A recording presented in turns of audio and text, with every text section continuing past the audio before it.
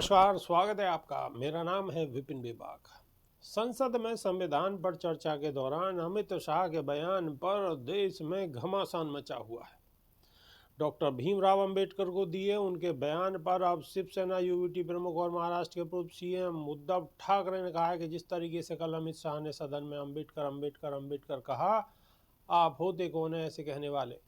बाबा साहब जिन्होंने संविधान दिया उनका अपमान हमें बिल्कुल भी बर्दाश्त नहीं है, हम बिल्कुल मंजूर नहीं है हमें। क्या बीजेपी या राष्ट्र स्वयंसेवक संघ अमित शाह पर कोई कार्रवाई करने वाले हैं?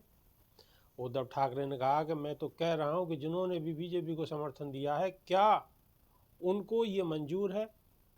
जो भी उन्होंने गुस्ताखी की है मुझे तो नहीं लगता कि उनको ऊपर से कहा गया होगा। मैं कौन होता हूं प्रधानमंत्री से कोई मांग करने वाला? क्या हुआ उन पर कार्रवाई करने वाले हैं या खुद प्रधानमंत्री जी ने कहा था अमित शाह को ऐसा करने के लिए, यानी कहने के लिए? उन्हें स्पष्ट करना चाहिए, प्रधानमंत्री को बताना चाहिए। और बाबा साहब डॉक्टर भीमराव का अपमान हम बिल्कुल भी बर्दाश्त नहीं करेंगे।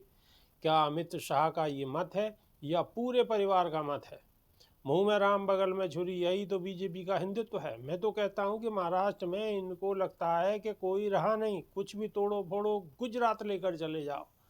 वन नेशन वन इलेक्शन छोड़ो, पहले बाबा साहब जी यानी अंबेडकर जी का अपमान पर बात करो। अमित शाह ने विरोधियों पर हमला करते हुए मंगलवार 17 दिसंबर को राज्यसभा में कहा था कि आजकल फैशन सा हो गया है, अंबेडकर अंबेडकर अंबेडकर कहते हैं।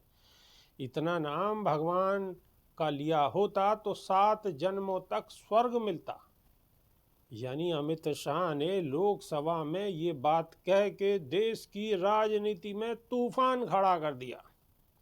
पार्टियां अमित शाह के इस बयान को लेकर अमित शाह पर हमलावर हैं। हालांकि अमित शाह ने इसके बाद आगे कहा कि हमें तो आनंद है कि लोग अम्बेडकर का नाम लेते हैं, 100 बार ज़्यादा लो, लेकिन अम्बेडकर जी के प्रति आपका भाव क्या है ये मैं आपको बताता हूँ।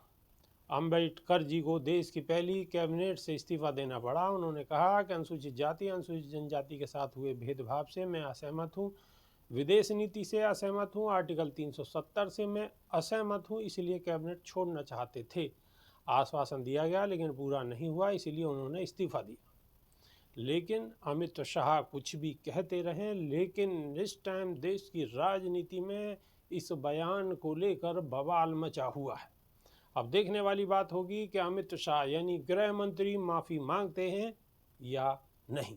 अभी के लिए सिर्फ इतना ही। नमस्कार।